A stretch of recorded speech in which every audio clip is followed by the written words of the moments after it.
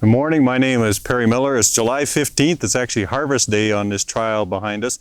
I'm a cropping system scientist with Montana State University, and we're doing these virtual shoots instead of an actual live field day where I could have shown you this in person. This crop behind us, you can see the bloom is just about off it, but that's Sainfoin, and it's a forage that has become increasingly, it's a legume forage, it's become increasingly popular in Montana in recent years, but there's always been a complaint from producers that it's hard to get established.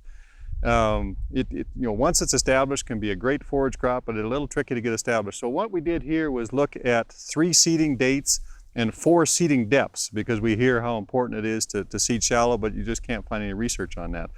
So we've got a May date. I believe this is the May date here. That's our heaviest biomass. We actually pulled some samples out of here yesterday. A June date over here, and I will show you in a minute the September date, which is struggling to get going, to get established.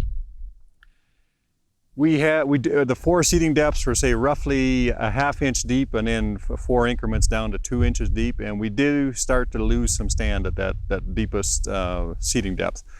We're going to take forage off this year, we took samples yesterday, we'll clean it off today. And we'll be sampling it annually for the next 3 years, just to see how these seeding date and seeding depth affects forage yield over time.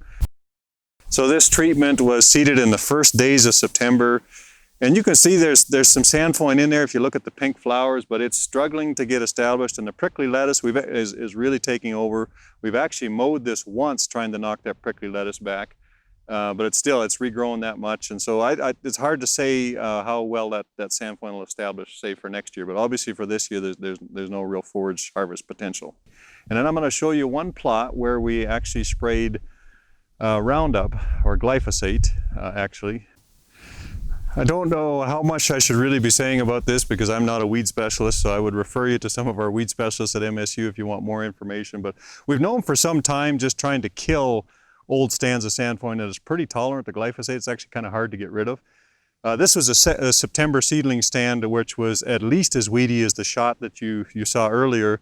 And we put a single application of glyphosate on here, and it's done a pretty good job of cleaning it up, and the Sainfoin looks pretty healthy. Now, we'll see how, whether that makes a difference in establishment or not. And I'd say this is more representative of forthcoming research.